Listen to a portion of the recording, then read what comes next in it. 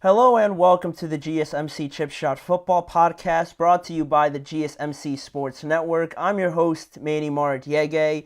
We are through week 4 of the NFL completely, and now we're not only starting a new week, but we're starting a new month. Today is October 1st, and we're going to go over all the stuff we saw yesterday, plus some interesting storylines we had as a result of week 4. 2 Monday Night Football games on last night. We're going to start off talking about the Seahawks and the Lions. Great game by Jared Goff.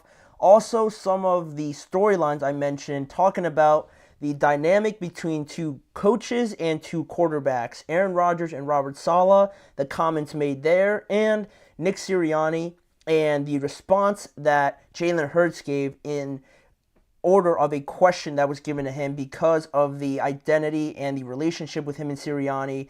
Both of those very interesting to follow up on, and we're going to get to talking about them on today's show, plus the Commanders win and also the other Monday Night Football game as well. A lot to go over on today's show, but before we jump into the action, I'd like to remind you guys, if you have any questions, comments, or opinions you'd like to share during the show, we want to hear about it. Your input is a big part of what makes this show great, so we thrive on your energy and insights. And whether it's a comment, opinion, or question you just have to share, please don't hesitate to drop it in the chat. Now, if you want to make it absolutely sure that your message stands out and gets featured on today's show, there's an easy way to go about that, just by using the new Super Chat feature we have available to you guys now at the bottom of the chat box. Just click the $ and send in your Super Chat. This way, it guarantees that your message gets on the air, and it's also a fantastic way to support our channel. We rely on your guys' support to keep bringing you the sports content you love, and we appreciate every bit of it. So go ahead, let us know what you're thinking, hit the Super Chat button, and let's keep this show as exciting and interactive as possible. And also, there is the alternate method, still the tip and donations link, gsmcpodcast.net, where you can still tip, donate, and leave a comment or question there if you prefer. We are so thankful for you guys whenever you guys help our channel out. Hit the Super Chat button and get involved with today's show. But now, we can jump back to talking about football, looking at one of the Monday Night Football games from last night, the Seahawks and the Lions. A great game between, I think now I can confidently say, 2 contending NFC teams just in general in the conference after last night's game. A 42-29 victory for the Lions to hand the Seahawks their first loss of the season. Both teams now at 3-1. Detroit handing or getting into that second place spot in the NFC North, and the Seahawks still firmly in first place in the NFC West division. A much needed performance, I think, pretty much for the Detroit Lions. We talked about the idea of Jared Goff coming into this game, the offense as a whole, maybe being a bit shaky, not being overly convincing through the first 3 weeks, but they definitely shook all of that off and put to bed any sort of doubts or criticisms, I thought, from this game, and Jared Goff specifically, because we look a little bit closer of what Jared Goff did. As perfect of a game as you can get from the quarterback spot, right? 18 for 18 on the night, 292 yards for Jared Goff and 2 touchdowns. He also had a receiving touchdown as well. Everything was hitting perfectly for not only Goff, but for this Lions offense. Then you look at the running game, just as dominant as it usually is. Jahmyr Gibbs and David Montgomery combined for 118 yards. Jahmyr Gibbs tacked on 2 touchdowns as well. And in the passing game, Jared Goff had such a big night, but the receivers as well, obviously having something to do with that. Amon-Ra St. Brown and Jameson Williams both combined for very decent stat lines. Amon-Ra St. Brown had 6 receptions. Jameson Williams chipped in with 70 yards receiving. A lot on that 70-yard touchdown, actually 80 yards receiving, 70 coming from that one touchdown, that one play that he had. And on the other side, the Seahawks, I mentioned how both these teams really made me feel good about them going forward. And starting with the Seahawks, looking at Geno Smith, 38 of 56 for Geno Smith, 395 yards through the air, 1 touchdown and 1 interception there for the Seahawks quarterback. And for as much as Geno Smith passed the ball, Kenneth Walker also coming back from injury, he pretty much picked up where he left off, 12 carries for 80 yards and a hat trick of touchdowns as well. DK had a nice night. Jackson Smith and Jigba had a decent night, and Tyler Lockett too. All of them really benefiting from, I think, this offense that I mentioned, run by Ryan Grubb, coming over from the University of Washington, now into Seattle. You're getting numbers like this, and I don't think it's an anomaly or an outlier now, because this is becoming a constant thing with the Seahawks team, and it's very refreshing to see them kind of bring in somebody you might not know too much about, how he gets his first experience in the NFL, and they're flying right now compared to some of the other teams in the NFC. They've gotten off to a great start, and it's crazy to me that Geno threw the ball 38 more times than Jared Goff just in this game, which is nuts. They clearly felt that was the way to continue some sort of momentum, but looking at the game and kind of how it all broke out, compared to the second half, the first half was a slow start after both teams punted on their first drives. Then Detroit just hit the Seahawks with a wave of touchdowns, scoring 3 straight touchdowns on 3 consecutive drives. While the Seahawks did score, they also had some mishaps when they fumbled the ball. They missed a long field goal heading into halftime, and they created a little bit of a difference there. Then the start of the second half was filled with just back and forth haymakers from both of these two teams. The start of the second half had 5 touchdowns between both of these two teams, just back to back to back to back. And eventually you got the score at 35-27 at some point in that second half, pretty early on, in favor still of the Lions. They were still up by 8 points there, but that was as close as it ever got, really, towards the latter half of the game, because Detroit got one more touchdown after that great grab and discipline by Amon-Ra St. Brown to not only catch the ball going towards the sidelines, but get his 2 feet in. Then the defense finally for Detroit, there wasn't much defense at all played in this game, but the defense came up big there towards the end for the Lions. They didn't allow another point after that drive. The safety that the Seahawks got technically wasn't given up by the Lions defense, so they pitched a better game towards the end when Kirby Joseph intercepted Geno in the end zone, pretty much sealing everything at that point. And it was a great contest. If you watched the game, you would have known that very exciting, the epitome of, I think, what the NFL would love every game to be like, obviously, but you get a game like this here or there, and it's very fortunate that it was on national TV. Everybody got to see it, and everybody got to see how good both of these two teams are. That's really what I took away from it, mostly. Even though Seattle they lost their first game, it was still a great showing for them and the Lions as well to kind of legitimize both teams, in my eyes, in my opinion, and Detroit more so than they already were a legit team. But what I mean by that is, you look at the Sunday Night Football game, right? You have 2 contending AFC teams in that game, the Bills and the Ravens, 3-0 against a 1-2 team that everybody still feels like their record doesn't reflect what kind of team they are. And in that game, we saw the Ravens just beat the brakes out of the Buffalo Bills. And instead of walking away from that game thinking, wow, like we could see this rematch later on, maybe some people felt that way, but I think the majority felt like maybe there's some cause to pause with this Bills team. Maybe there's some doubt about Josh Allen. Maybe there's some doubt about this offense. Are they really that high-powered, or have they just taken advantage of playing a 2-less Dolphins team, a Arizona Cardinals team the first week of the season? I forget who they played in week 3. That's escaping my mind. The Jaguars. Not a very good Jaguars team, still looking for their first win. You get a bit more of doubt there, whereas in this game, I thought this gave me reassurance about the Seahawks. It really did. How would they be able to keep up with this Lions team, right? This NFC conference achieving Lions team from last year that was very good over the course of the entirety of last year. And this year, they start off 2-1.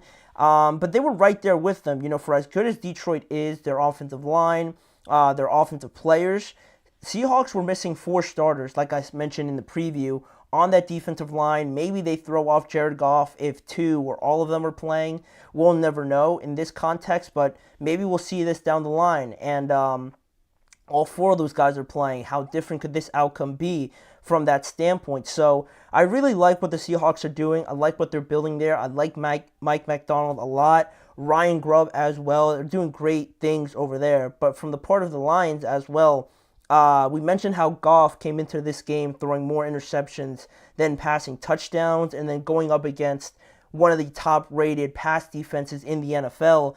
It could have gone maybe either way. Again, the loss of the starters on the defensive line helped a lot, but I don't think anybody would have thought Jared Goff was going to throw a perfect game, nearly 300 yards and 2 touchdowns, really silencing a lot of the doubts around this offense. And it's almost like a shame that they're going to the bye week so soon. You kind of want to see this offense get rolling. But that's their next task coming up. They will be on a bye. They get a break here very early on in the season, and I think this is a great moment now that we can look back on and say that week 4 matchup against the Seahawks was when we really saw this Lions team take off. They're going to be on a bye this upcoming week, like I said, before they take on the Cowboys the following week, which should be an awesome matchup. And the Seahawks, they suffer their first loss, but I don't think this is going to derail them in any way. They play the Giants next week in Seattle back again, so I expect them to win that game and to just continue to be as efficient as we've seen them so far through the year. Very good game from both. I wouldn't say there's a real loser, obviously, other than the scoreboard, but there's no real negative takeaway, I don't think, from the Seahawks game from the Seahawks point of view. Great game overall. The Seahawks are just starting this new era with Mike Macdonald, so for as good as the Lions are, I thought this was a good test that they definitely passed. So Andre says the Lions offense looks damn near unstoppable, bro. Yeah, I think if you can't stop the run, it's going to be a long night. That's what they never failed to do, right, Andre? That's what they never failed to do. We knew that running game, that offensive line was going to be as prolific as it was, but I think the passing game was always something that some people had some doubts on. Jared Goff, maybe people not convinced by him yet. And last night was, I think, the height of what this offense could really be, with Goff throwing the ball perfectly like he did, the running game being unstoppable. There's no real weakness, as you alluded to. This Lions team looks unstoppable, and now we could hopefully see them continue this run going forward. Like I said, a shame that we don't get to see them next week, but that Lions and Cowboys game, a rematch of last year's game where all that controversy happened, is going to be awesome to see. So we'll be looking forward to that. We're going to jump into our next segment coming up after the break, though. The disconnect from Jalen Hurts and his head coach Nick Sirianni. After the recent loss against the Bucs, a lot has been swirling around the future of Nick Sirianni. Can this Philadelphia Eagles team really improve and get better with Sirianni as their head coach? We're going to talk about that after our first break. We'll be right back in just a couple of seconds. I feel like I'm losing my mind. Is everybody in the world blind? Please, Lord, give me a sign, a sign. I feel like I'm losing my mind. Is everybody in the world blind? Please, Lord, give me a sign, a sign. I wanna be the greatest. Everybody on the fake shit. I look around and feel like everybody is the fakest. I make this every day and I'm impatient, hoping one day I blow up from the basement. Statement, the top is so vacant. I don't hear shit that I think is amazing. Waiting for my day when I'm playing sold out shows for 1,000 faces. Hey, give me that crown, get in my way and to be put down. It ain't your place, all this my town. If I want that shit, then I'll get it right now. I'm losing it, the noose it fits. I'm losing shit, a stupid myth. You choose to live or choose to dip. You choose to fight or lose your grip and lose a gift. I feel like I'm losing my mind. Is everybody in the world blind? Please, Lord, give me a sign, a sign. I feel like I'm losing my mind. Is everybody in the world blind?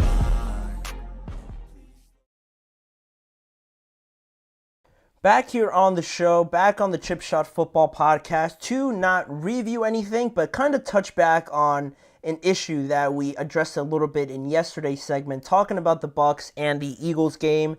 Now this whole issue, if you guys saw the clip where Jalen Hurts was asked a question about the conversation him and Nick Sirianni could potentially have about this team's identity and how they address it heading into a bye and how basically they try to improve this situation. And Jalen Hurts was asked about it, and all he said was, we have our moments.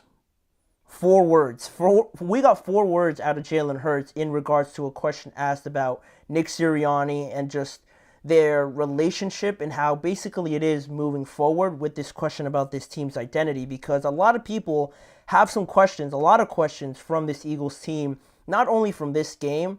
Still being at 2-2 isn't the end of the world, but it stretches back to last year, right? That's always the biggest thing with this Eagles team, with the collapse that they had last year. I mentioned how symbolic almost this game was for the Eagles because it all culminated last year, that big collapse with the game against Tampa Bay, right, where everything that was wrong with this team sort of got exposed, right? The players weren't good enough.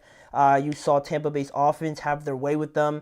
The offense for the Eagles also wasn't able to put anything together, and it just became a rout towards the end of last year in the wild card round of the playoffs. So now the Eagles kind of have a symbolic redo of that whole opportunity to face the Tampa Bay Bucks again in Florida again, a playoff rematch. So it was a chance to have this sort of redo, right, to kind of put everything that you grabbed in this offseason, right, the addition of Saquon, the 2 new coordinators, the pieces on defense, to put all that together and show that if you had all these guys and how much you've improved just in 4 games, to bring them up against the team that really embarrassed you last year, it was a good test to see where they were at. And we had the exact same result happen as we did back in January or whenever the game took place. And it really just shows, it epitomizes the quote of, the more things change, the more they stay the same, apparently, for the Philadelphia Eagles, because for as much as they changed, and they changed a lot, they brought in Kellen Moore and Vic Fangio, obviously, very different personnel and scheme and game planning for both of these guys. Nick Sirianni not calling the plays anymore. That was a big change. You basically still had the same offensive line. You had Cam Jurgens now at center. Mekhi Becton coming in, also playing right guard. Obviously, Saquon coming in. Devin White, Bryce Huff. They drafted Quinyon Mitchell, who's a starter now. C.J. Gardner-Johnson's coming back. All these guys, a lot of new pieces coming in for the Eagles, and still we saw the same defensive mistakes that we saw last year in that game against the Bucks. A lack of communication, poor discipline, bad tackling, weird game planning this time. Whereas last year, the players that the Eagles had out there on defense, if we're being honest, probably should not have been out there in a playoff game for the Eagles. And now this year, they got good players. Zach Bond's a great player. Jordan Davis, obviously. Jalen Carter. I like Quinyon Mitchell. I think he's going to be a good player. But I think this year it's more so of a questionable game plan, schematics-wise, decision-making from Vic Fangio and how he approached this game. We mentioned and talked about it yesterday, how it was confusing why they were reluctant to bring more than 4 guys rushing the passer. Baker Mayfield was way too comfortable, and there has been some questionable decisions from that defensive side of the ball that compared to last year, the personnel was clearly the problem, and maybe this year it's the same thing, right? I mentioned the scheme, but still personnel-wise, they brought in Bryce Huff, and he really hasn't contributed anything, I don't think. I haven't mentioned Josh Sweat's name at all this year, I don't think, and it's just always so centered around Jordan Davis and Jalen Carter. Also, you have these personnel pieces. I don't know why Devin White doesn't play that much. I don't know if there's something there, but I think he could really help them out. If you want to talk about tackling and poor discipline on that end, the guy that's the complete opposite of that is Devin White. I've been kind of holding that back in the back of my head for this time now, but that's another decision that's questionable right on that side of the ball. We saw the same defensive mistakes last year. The offensive inefficiency is also a problem again. The game planning, I don't know what the process is looking like there, but the idea of throwing so much this year when you have Saquon Barkley back there is dumbfounding to me. I know you didn't have A.J. Brown or Schmitty in this game, obviously, or Lane Johnson didn't play, but still, you made it a game last week against the Saints, and I think people looking at the Saints and the Bucks could probably say they're about equal. So what you did so good in the Saints game, we didn't see again this time around with the Tampa Bay Buccaneers, which was disappointing. And one of the biggest things is that Jalen Hurts still looks like he's completely lost out there. He hasn't bounced back from the performances last year. He's nowhere near the 2022 version that made it to the Super Bowl. And I don't think he's gotten worse or anything like that, but the last thing you also don't want to happen is that he sort of plateaus, and we've already seen the best of Jalen Hurts already, which isn't ideal by any means because of the contract and how much the offense is centered around him, the tush push and everything like that. You don't want to see that also, so that only just adds on. We're seeing, like I said before, a lack of discipline, a lack of a clear plan on game days when something doesn't go right. I'll get into that a little bit more later.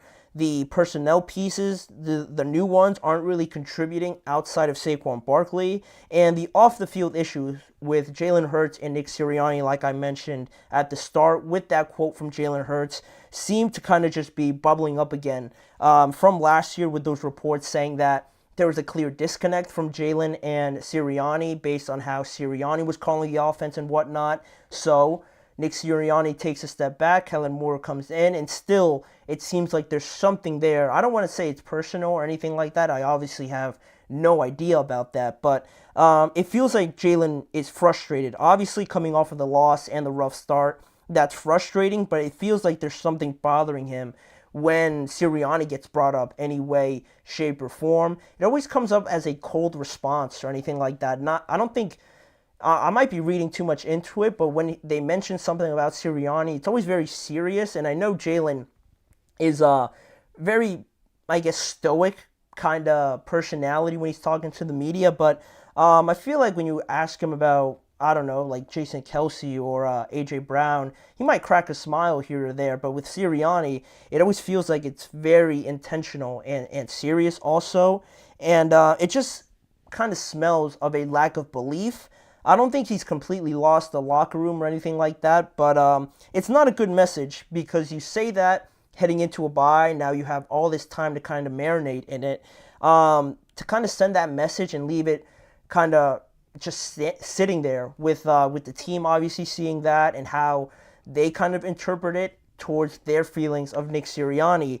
It brings up the question about, can this team really move forward with Sirianni if the leader of this team, Jalen Hurts, isn't really believing in him? And you still see all the issues from last year really just not improving. And some of the things I've really, kind of picked up on that really have kind of bothered me, and I'm not like an Eagles fan or anything like that, but the things that I kind of attach to Sirianni a little bit, I'll explain, but some of them include the slow starts. Looking back on this game, the Eagles hadn't scored in the first quarter yet at all this year, adding to the slow starts. There was no first down for the Eagles against the Bucs last week until late in the second quarter, which obviously is awful. They couldn't handle the blitz against the same team that beat them last year doing the exact same thing. So if you have the head coach, the quarterback still there, obviously you have a new offensive coordinator. If you're facing the same team, same head coach, same identity and whatnot, and you still can't handle the blitz, I'm looking at the head coach, right? The idea with all of this is the lack of preparation that I think is a big problem with this Eagles team, and I think it just falls on Sirianni, obviously. That's another thing. And the lack of preparation, the lack of being able to adjust, call audibles, or just look somewhere else for a solution is something that I just don't see Nick Sirianni having the answers to, right? Like, without their stars, A.J. Brown, Devontae Smith, when everybody's not playing together, it feels like they don't know what to do. They have no game plan, no plan B when those guys go out. They over-rely on those guys, and I think that's the narrative built around Jalen Hurts a little bit. I like Jalen Hurts as a quarterback. I think he's very good. I don't think you could just go from playing in the Super Bowl and being the best player on that field to now everyone's thinking you just rely on all your weapons, right? I think there's more to it than that. And the lack of not having a game plan to kind of go to if these guys aren't on their day makes it seem like it all kind of falls on Jalen, almost like a Brock Purdy situation, right? But in no way am I saying that Jalen Hurts is absolved from any blame. He definitely does need to play better as well, but The two biggest factors are Jalen and Nick Sirianni. And if we're talking about a drastic decision to take, they're not going to move on from Jalen Hurts right now because of the contract they just gave him. And you don't really find a quarterback like Jalen with the athletic attributes that he has as well. So you're naturally just going to look at Nick Sirianni. And also, the idea with this Eagles team, they just look like, to me, whenever I see them play, it looks like they're just a boat or a ship out at sea, just kind of drifting without really having a captain or any sort of navigation to guide them anywhere, right? It just feels like they're just coasting, kind of just going with however the game pans out, and they have really no control over anything. With these inconsistent performances we've seen, the 2-2 record, and you look at some of these games as well and how they've turned out. They're 2-2 right now, but they could have lost to Green Bay if the Packers converted in the red zone, at least one of those chances. Lackluster offense again against the Saints, but thankfully for them, they won that game. Could you imagine if they didn't have Saquon in these games or at all this season? They could have been maybe winless right now, honestly, if without the 3 touchdowns in the first game. They lost to the Falcons. They just lost to the Bucks pretty convincingly. You lost to the Falcons, like I said, the Bucks. You could have lost probably to the Packers, and I'm missing a team in there as well. It's just not coming to me, but it's an over-reliance on these stars, and I just don't think that there's a real game plan there to kind of help you out when these stars aren't having their best day, or you're just not using them, which is a whole other issue as well. And people keep bringing up Shane Steichen, and this is one of the last things I'll say on this whole situation regarding Nick Sirianni. People keep bringing up Shane Steichen and as a reason for the decline of Jalen Hurts and this offense, and losing Jonathan Gannon for the defense as well. So if you're a good head coach, right? Good head coaches like Andy Reid, Mike Tomlin, Matt LaFleur, Sean McVay, guys like that, they'll lose coordinators, but you hardly ever see them just take a nosedive right after that, right? If you lose Shane Steichen, if you lose Jonathan Gannon, and you still keep the majority of your entire roster, and Nick Sirianni, kind of takes a step back off of play calling duties, and this team is still having questionable decisions, and they just look lost from a leadership standpoint, people naturally look at the head coach and think, well, if you're not calling plays, and without these 2 coordinators, you're incapable of making this team look like it did when both of these guys were here.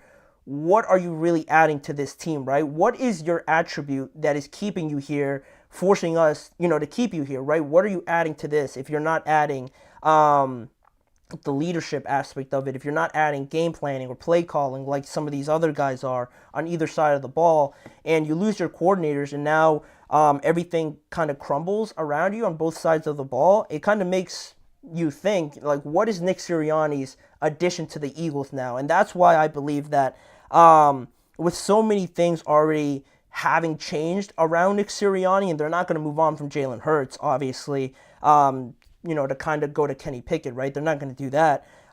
It's starting to appear like Sirianni seems like the most evident answer to this idea that if things don't get fixed, you're going to almost have to go to changing Sirianni. The hot seat is very much there for him. And I think if we don't see a change, especially coming out after the bye, I don't know if they're going to change it right away, just coming off of the bye and just like fire him, or after a few weeks, fire him during the season. But it's definitely the most delicate situation with a head coach. And for all the reasons that I mentioned as well, it's just some things that I've picked out. It can't really happen when a team's this talented. It makes no sense for them to be 2-2 and be a questionable 2-2 at that, unconvincingly in a lot of these games. So is he the answer? Can they move forward with Sirianni? I don't believe so. I feel like we're going to have to see a change there to really get a real answer to see what the problem is. If you move on from Sirianni, obviously down the road maybe, and you still struggle, then we could start talking about Jalen. But I don't think it has to go in the reverse order. Sirianni's definitely the one you look at right now for a lot of these issues, because a lot of them, I think, just kind of permeate down from the lack of leadership and any sort of additions that he might bring to this Eagles team. But not the end of the world, but 2-2 still wanting more from this Eagles team is the biggest problem. So that is one situation between a quarterback and a coach, some problems there. We're going to move on to another one between Aaron Rodgers and this time Robert Saleh. Issues over the cadence call from Aaron Rodgers kind of point to the bigger problems that the Jets have had in recent years, and it's something that they need to stop in order to have Aaron Rodgers fully help them this year and if they want to reach their goals. We're going to get more into that when we return in just a couple seconds. Don't go anywhere. Looking for your daily fix of sports talk without having to pay for it? GSMC Sports Network is available on YouTube. Just search GSMC Sports Network. Get your fix of daily sports talk shows on YouTube, absolutely free. NFL, college football, NBA, MLB, MMA, UFC, fantasy football, and so much more. GSMC Sports Network has shows running all day long, with new sports shows starting every 2 hours. Just like on your favorite cable sports channel, except GSMC Sports Network is absolutely free. Just search GSMC Sports Network on YouTube to catch one of your new favorite shows, like the GSMC College Football Podcast, Chip Shot Football Podcast, Hoops and Heels Women's Sports Podcast, GSMC Basketball Podcast, and so many more. Check it out for yourself. GSMC Sports Network, now available on YouTube absolutely free. Search GSMC Sports Network on YouTube right now.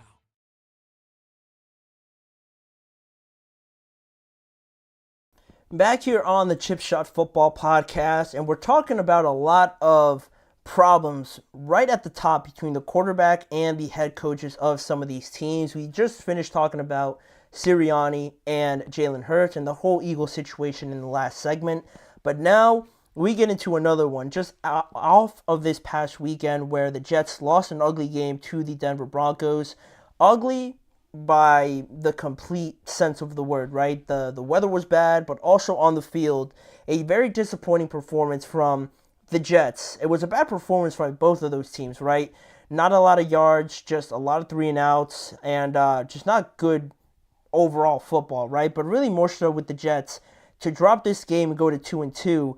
It isn't a great look, obviously, because of the fact that you had extra time, because you had that extra time to prepare for a rookie quarterback on the road. Coming on the road was Bo Nix, and the way that they played against the Patriots, it was all blatantly obvious that they should have done a lot more against the Broncos than they ultimately did, and just the fact that they're a better team. They have a better roster than the Broncos, so to lose to them 10-9 and really be depleted of everything you did well against the New England Patriots, it was very, very disappointing to say the least. So we could talk about the run game not being existent in this game. Breece Hall with only 4 yards off of 10 carries. Braylon Allen, again, another okay performance, 8 carries for 34 yards. The passing game also didn't look great or as in sync as it did against the Patriots. There was a lot of miscommunications, frustrations boiling over on the sidelines. You could see it in all of their body language and just their reactions on the sidelines as well. Everything went wrong on Sunday for the Jets that could have. And the most interesting thing, though, was coming from the comments made afterwards by Robert Saleh on Aaron Rodgers' cadence. Of all things, the cadence was brought up because of the fact that the Jets had 5 false start penalties that kept getting in their way, on top of everything else getting in their way, right? The penalties just added the cherry on top to really grinding their gears and showing that it was just not their day on Sunday. And Robert Saleh brought it up in regards to Aaron Rodgers' cadence as well afterwards. And I think it was made a big deal, more so of a big deal than I think it really was. But it was interesting, the fact that Robert Saleh, to me, went here. And based on his statement, I'll get into it a little bit more. He said, we got to figure it out. Whether or not we're good enough or ready to handle all of the cadence. Cadence had not been an issue all camp. Felt like our operation had been operating pretty good. Obviously, today took a major step back. The critical part is saying we got to figure it out. Whether or not we're good enough or ready to handle all of the cadence is very interesting because of reasons I'll get into in a second. But that was taken in by the media. Then they kind of relayed it back to Aaron Rodgers, and Aaron Rodgers, was asked this question. Robert Saleh sort of pointing to the cadence as being an issue for the all the false starts. I don't think directly saying he was blaming it on it, but it makes it sound like, Aaron Rodgers' cadence obviously is a reason why all these false starts happen, and that's not a great thing to say, right? And Aaron Rodgers, had this to say about it afterwards as well. He said, that's one way to do it, referencing Robert Saleh potentially addressing the cadence. That's one way to do it. The other way is to hold them accountable. I mean, we haven't had an issue. We've had one false start. Morgan had one false start, I believe, until this. It's been a weapon. We use it every day in practice. We rarely have a false start. And to have 5 today, yeah, it seems like an outlier. I don't know if we need to make mass changes based on a kind of an outlier game. And all very, in the moment it felt a little tense, but I think now looking at it afterwards, kind of regrouping and analyzing everything, like I said, I thought it was made more so of a direct blaming from Robert Saleh on Aaron Rodgers, like his cadence is too complex, that's why we're false starting. I don't think it was made to be made out that way towards Aaron Rodgers. I just think that Robert Saleh pointed to that as a potential, I don't know, as a reason why. I don't know if he couldn't think of anything else, but maybe it was the first thing that came to him. But it seems logical, right? If for whatever reason, the cadence being whatever it is, Robert Saleh used that as an excuse for these penalties as well. And then I mentioned that first part, I'll go back to it, that first part of what Robert Saleh said was the most interesting part, because he said we got to figure it out whether or not we're good enough or ready to handle all of the cadence. To me, it just says, based on that response and then what Aaron Rodgers says right at the beginning as well, that's one way to do it. The other way is just to hold them accountable. One way, Robert Saleh's way, is implying the fact that maybe this team isn't just ready yet. Maybe this team shouldn't be held to that high of a standard because they just can't handle it or they're not ready enough. Maybe implying that we should just move on from it. Whereas Aaron Rodgers wants this team to be held to that high of a standard, says that that's one way to do it. You could go away from it, or we could just hold them accountable. Drill this into their heads, thinking that we're going to get this right. There's no other way around it. We're going to be held to this high standard because out of anybody in this entire organization, Aaron Rodgers has seen the most success in the last decade compared to the Jets overall in their franchise. The way that Aaron Rodgers thinks of it, holding these people, or his teammates, I should say, better off, accountable, I think speaks volumes a lot about that bigger issue, like I mentioned, with this New York Jets team. One wants to stop it because it could be too hard, because this team's not ready, and the other wants more accountability and attention to detail because that's the standard that is required to even think about playoff success later on in the Super Bowl, obviously, but that's the level of detail needed. And for the head coach of all people to say, maybe we're just not good enough, kind of alluding to the fact that they should just kind of stop it. I think that's how most people took it. It speaks volumes to me for that reason. That sort of different way of thinking, that disconnect here doesn't have the sky falling. Obviously, this team is still 2-2, but at a critical point of the schedule, right? Because the Jets are playing the Vikings this upcoming week. Then they play the Buffalo Bills. The Jets have to fully, in my eyes, alluding to this bigger issue with the Jets, the Jets have to fully accept these standards that Aaron Rodgers comes into this building with, and they have to accept and almost cater to the fact. It makes it sound like they're giving up everything to Aaron Rodgers to take full control, and it's not that. It's just the idea that Rodgers, his way of thinking, based on his success compared to the Jets' recent success, is very different on how they do things. You hear all the teammates talk about it, right? How obsessed Aaron Rodgers is with winning. He brings this sort of different mentality that makes everybody better. I think they have to fully accept that and accept these standards that Aaron Rodgers is bringing to get anywhere close to the level of success that we think they're capable of if they allow this to sort of happen, right? If that makes sense. it's not just on the field, right? But how he brings a winning mentality to this Jets organization off the field, that, they would love to have his level of success compared to their level of success over the last 10 years. They need to fully embrace what he's trying to say, his mentality. And Robert Saleh obviously has his way of doing things because he's been there longer and things like that. But Aaron Rodgers is a different level when we're talking about here. They should cater is a weird phrase. It just sounds worse than it actually is, but I don't know how else to kind of phrase it here. If they truly want to get to where they want to be, where we think they can go, I think kind of accepting this fact, knowing that Rodgers has his best intentions at heart, holding this team accountable to a higher standard, is where this team needs to be, not where they feel comfortable being, right? It is comfortable to kind of go away from it. If you see the results not there, it's easy, it's comfortable to go away from it, right? Maybe we're just not there yet. Maybe we'll go back to it when we're ready. No, you got to hold this team accountable, because after 4 games, you being 2-2, feeling that you could be better than this, the accountability has to be there. And thankfully for the Jets, they have Aaron Rodgers there as their quarterback to hold them to this high of a standard, right? They have to fully embrace that and, embrace the level of being uncomfortable, knowing that this is not going to be easy, following Aaron Rodgers, I think, through these situations, kind of relinquishing this power, I guess, from Robert Saleh to Aaron Rodgers, being willing to accept what he's thinking, what his ideas are, what he wants to bring to this team that you might not necessarily know or think is okay.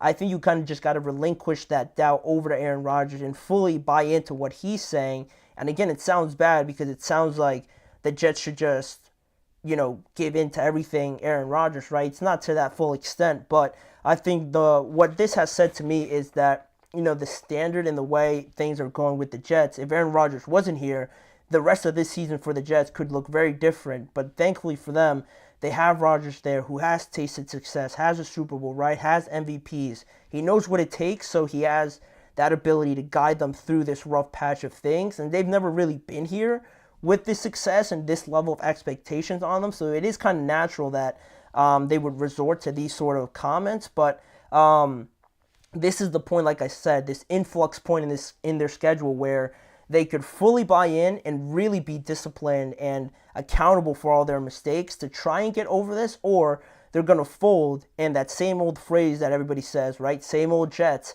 is going to come out again regardless of Aaron Rodgers, because this team is incapable of fully buying into this different standard that Aaron Rodgers brings in. And that's really the biggest issue, their biggest hurdle, right, is buying into everything that Aaron Rodgers is sort of bringing with a winning mentality. Being uncomfortable, like I said, is the biggest thing for me. Trying to grow, right? It's never going to be easy. They're essentially still in the first year of this. They're going to get better, have some bumps in the road, but this is the first kind of stumbling point where this team, you kind of see it in Robert Saleh, wants to go back to their old ways, but Aaron Rodgers says, no, like, stop. We're going to hold everybody accountable, and we're going to try to push through this rather than just say this is too hard and stop it, right? Because the cadence, Aaron Rodgers' cadence, obviously has been a weapon for them, has been used efficiently over the years. So I don't know why you'd stop using it. Why you would make him change rather than you changing yourself is backwards to me. But that was made a big deal over, Sunday into Monday leading up into now. So I had to talk about it because it was very strange that he would bring up the cadence of all things that this team needs to work on. It's definitely not related to Aaron Rodgers. Yeah, he needs to make better throws, obviously. He said that himself, but there's other things here with the Jets that they need to fix before they even talk about Aaron Rodgers' cadence. Like, come on, like, what are we talking about? But that's all from the Jets. That's all about the controversy and things like that. We're going to get back into reviewing some of these games here to finish off the show.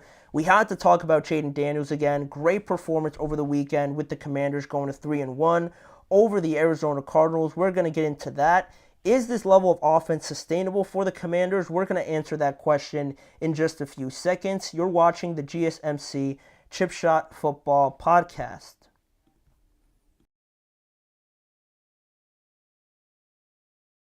For the best and latest podcasts available anywhere, go to the podcast app on your cell phone and type in GSMC to access free content-rich podcasts on health and wellness, book reviews, sports, entertainment, relationships, social media, movies, technology, finance, and even weird news. Subscribe and download the GSMC Podcast Network's family of shows, available everywhere podcasts are found.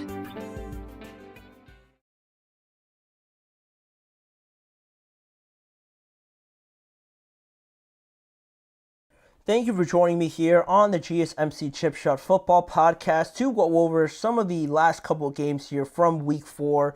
There was a lot of good games, a lot of games that we didn't get to talk about this in yesterday's show. So we're going to bring it up today, talking about the Washington Commanders, right? A big story, I think, starting to gain some traction here because the Commanders, Jayden Daniels, continue their impressive run on Sunday for their third consecutive win, 42-14 over the Arizona Cardinals. The Cardinals, unfortunately, dropped to 1-3 now, and the Commanders have scored at least 30 points in 2 straight games for the first time since 2017.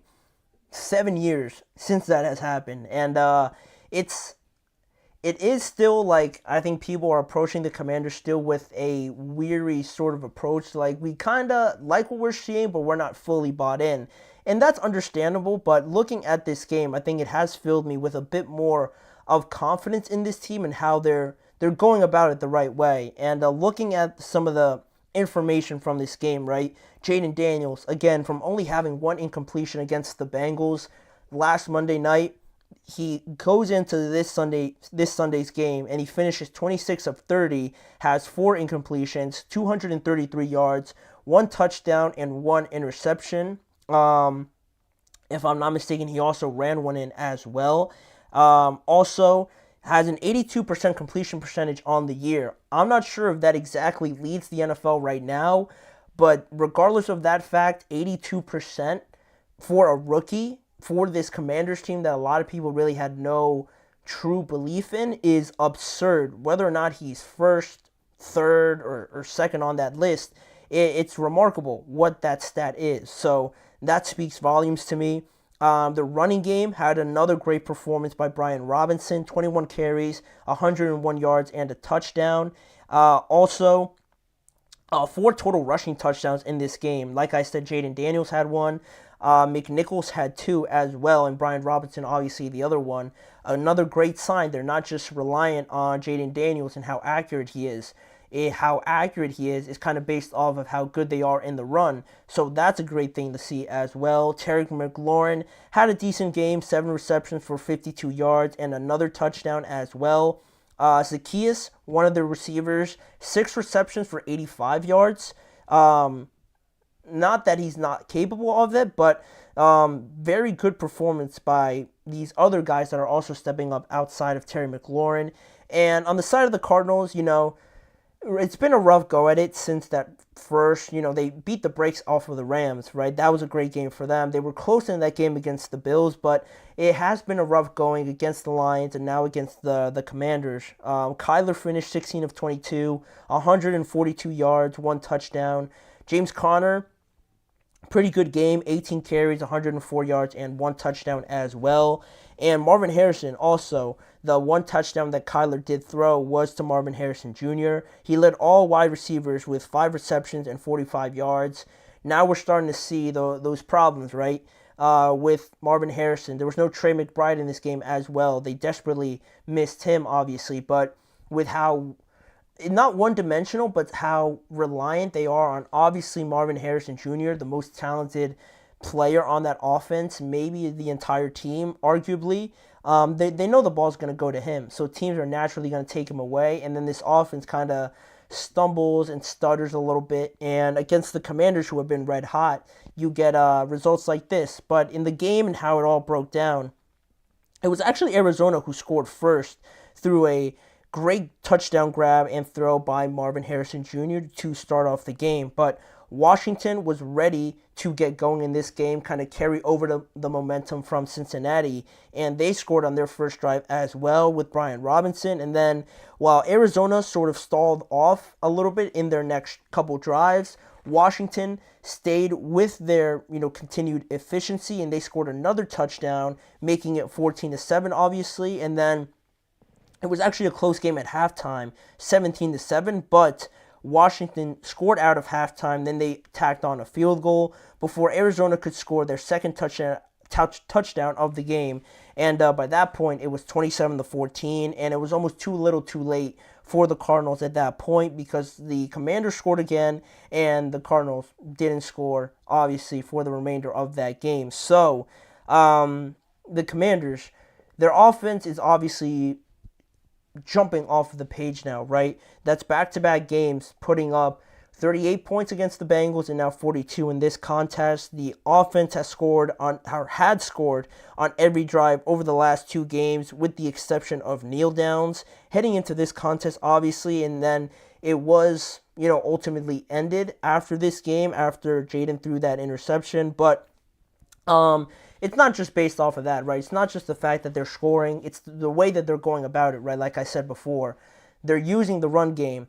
They're putting Jaden Daniels in some very, very favorable situations where, based off of the run game and how efficient it has been, I've been impressed with their offensive line as well, and how they have those foundations set in right now for Jaden Daniels. Then you go to Jaden Daniels and you tack on his expertise, his level of experience at LSU, being there for, I think he was in college for 5 or 4 years, if I'm not mistaken, and how that has made this transition a lot easier. As long as the Commanders put the pieces around him, they're doing that. They did that with Cliff Kingsbury, changing everything about this organization from the top all the way down to the bottom, and it's showing now with this record being 3-1.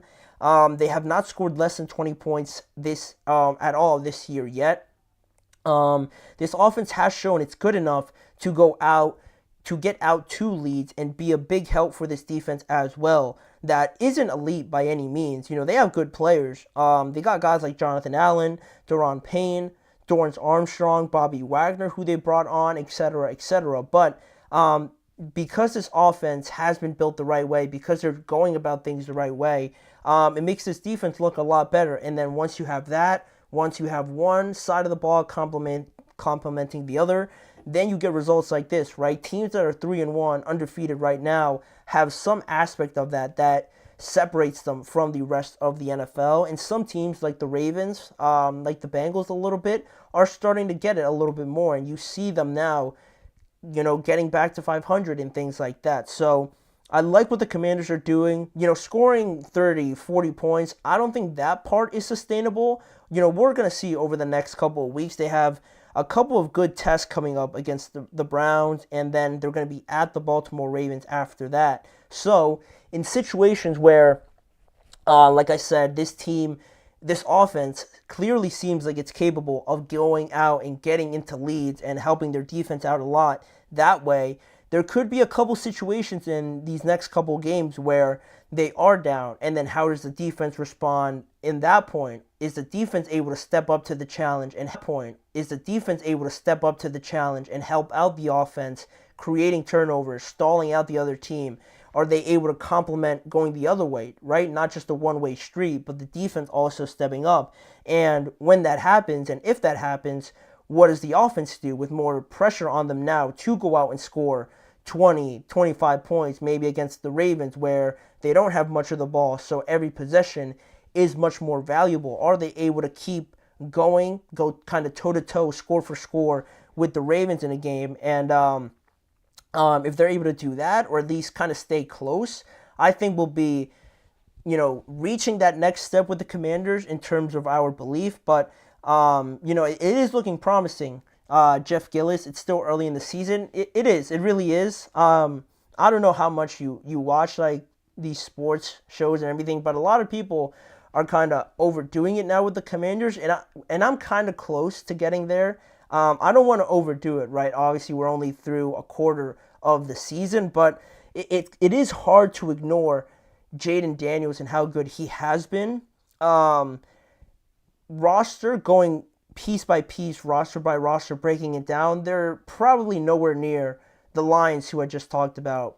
Probably not really the the 49ers also. The Packers are also very talented. But to start off like this, and I think it's more of an emphasis on that division, because 3-1, based on how the Cowboys have looked, how obviously the Eagles have looked, who we talked about, it looks like the Commanders are or have the clearer picture of what they want to be. So is this offense sustainable for the entire year? Probably not to this level, but we're going to see them be tested, and then from that point, we're going to have a better response and really know what this team is made of. But great start regardless of the fact. Jaden Daniels has probably jumped into the favorite to be the Offensive Rookie of the Year, and it's hard not to jump on the bandwagon. I'm not there yet. I'm kind of inching towards there, but against the Browns, against the Ravens, we're going to be hopefully entertaining games that give us more answers after those contests. But that'll be all on that game. Another great performance by the Commanders. So lastly here, we're going to head to our last break, and when we return, we're going to look at the other Monday Night Football game between the Titans and the Dolphins. A much-needed win for the Titans, and where do the Dolphins go now? Losing a game like this with your offense disappointing once again. We're going to discuss that in the next segment after this break. You're listening to the GSMC Chip Shot Football Podcast.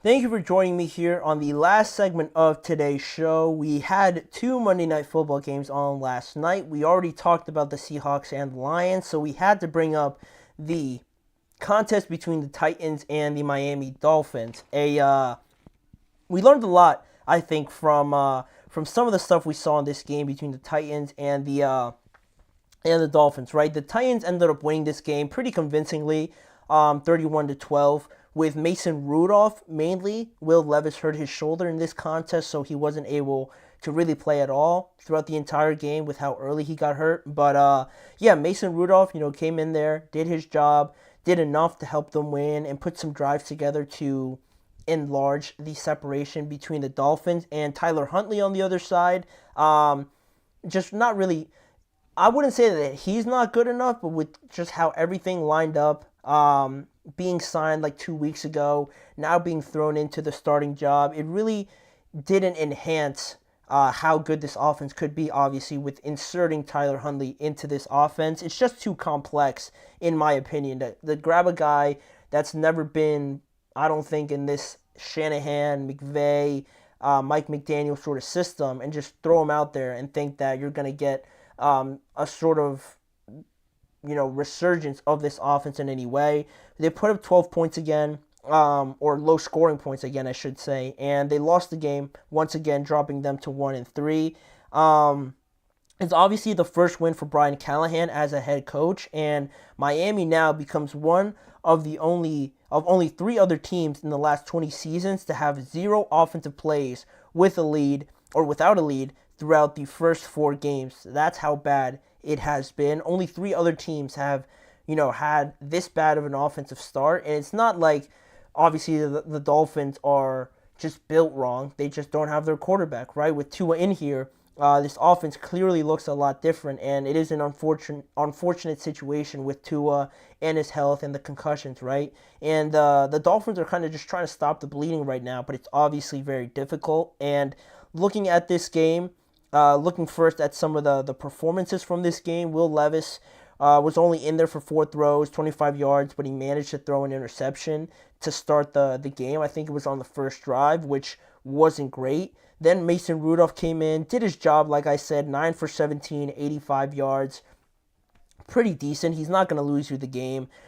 Tony Pollard had one of his better games. The Titans overall had a better game running it than in their previous 3 games. 22 carries for 88 yards for Tony Pollard, and Tajay Spears also had the other touchdown in this game as well. So good contributions from the running game.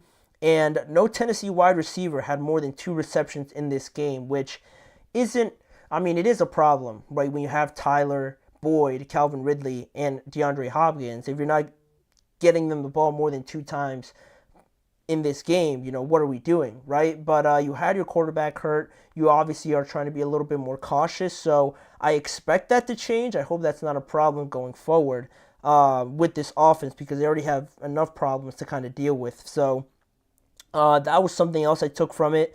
Tyler Huntley, like I said, not really doing too much to enhance this offense. 14 of 22 for 96 yards. He accounted for the only touchdown for them, the rushing touchdown, I think in the third quarter of this game. And then, you know, there's no running game for Miami outside of Tyler Huntley as well. He led all rushers with 40 yards in this game. And Tyreek Hill and Jalen Waddle, another lackluster performance. Not really on them, just the offense isn't operating to its max capacity. They're probably at like 40 or 30% or something like that. They each had 4 receptions in this game. Jalen Waddle had 36 yards, and Tyreek Hill had a 23 yards. 59 total yards between the both of them is unheard of, right? They're way more capable of putting up bigger numbers than this, obviously, right? You just look at last year.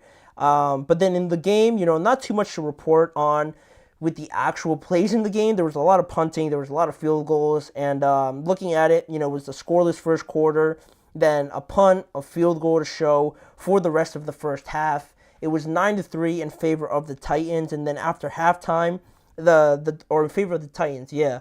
After halftime, the Dolphins were able to cut it to 9-6, but Tennessee responded with a touchdown right after that from Tajay Spears to push the lead to 16-6, and Miami, you know, showed their last hand with Tyler Huntley scoring a touchdown when the game was 22-12, and then that was pretty much it. From there, not a lot happened in this game. Ugly football. Just it looked like you put a lot of guys together and they were just out there trying to get through the plays, and it's symbolic, obviously evident of what the Dolphins are dealing with. But the Titans still scored one more touchdown after that, getting it to 22-12. Or actually, after 22-12, they scored one more touchdown and added a safety on that as well. That's where we got to 31-12 being the final score. And really the biggest thing from this is Miami, the struggles that they have. They've really struggled, right? After their 20-point performance in week 1, they got stomped on by the Bills. Tua got hurt, obviously, in that game. 10 points overall, or in total, I should say. Then against the Seahawks, another butt kicking. They only put up 3 points in that contest, and now only 12 points in this contest against the 0-3 Titans, which is not another good sign as well. So offensively, you clearly see the problems with this team, and you know, for the issue with Tua, and you know, for what people say about Tua's arm and his health-wise for him, he is really everything I think we've seen over the last 2 games now. He really is the catalyst, pretty much the engine, I guess you could say, that makes this offense go completely for the Dolphins because of how complex it is, the motions, all the bells and whistles and things like that, that most quarterbacks now, starting in the NFL, would probably struggle a little bit to try and run this offense, let alone a guy that they signed off of the practice squad, a backup level quarterback. It's not going to work the same, obviously. It's a very integral system that really relies on all these guys. It's really tailor-made for all these guys to get the best out of them, and then when one of them goes down, you can't just insert another guy in there because they're not that player. So this offense isn't running properly. It's not a Mike McDaniel thing. It's not anything like that. I like him as a coach. I think they've done fine with him as their head coach offensively. You look at last year, but it's not like they played great last year, but that was at least a good point to build off. Hopefully, you were thinking into this year, but unfortunately, Tua gets hurt, and now they sit at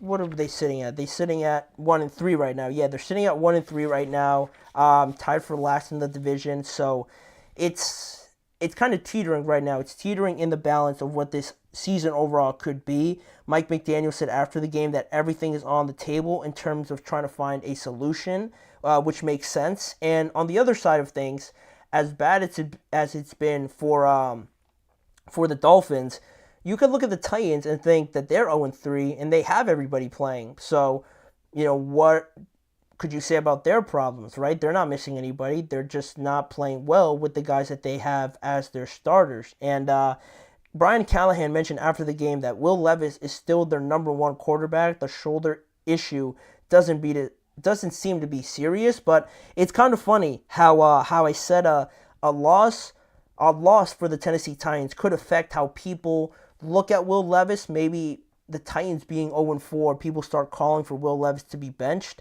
I didn't think a win would have the same result now, and some people looking at Mason Rudolph like maybe if Mason Rudolph, gets some more playing time, maybe it looks better than what Will Levis has seen. And I thought it was kind of ironic how they still won the game and we're still having maybe this conversation down the road, potentially, if Will Levis doesn't really flip the script on how people evaluate him, because in the time that he did play, he got hurt and he threw an interception in that first drive, and you don't know how this game plays out from that point on. So I don't know. I'm not saying that Mason Rudolph is right there on the verge of being the quarterback, but we'll say that Mason Rudolph is kind of just standing at the door right now. He's not knocking on the door. He's not barging down the door, banging on the door. He's just standing there, right?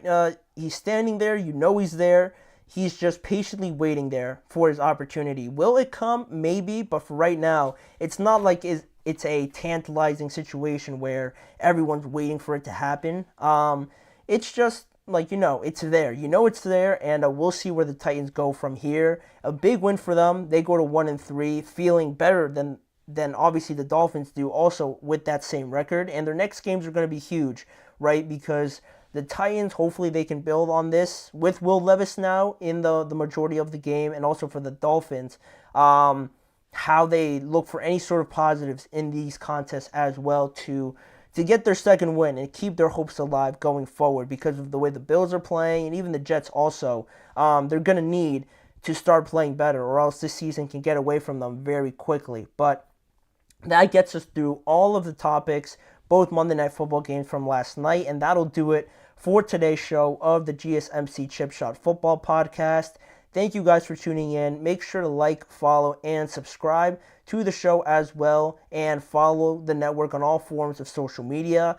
To check out more of the show, go follow and check out more of the podcast network channel on YouTube and the GSMC Sports Network channel on YouTube to catch more content around the NFL and this show on there. And also tune in every weekday at 6:30 p.m. Eastern Time for more coverage, storylines, everything about the NFL with me, Manny Maradiega, as your host. Thanking you again for joining me. I'll see you guys back here tomorrow to start talking about Week 5 in the NFL.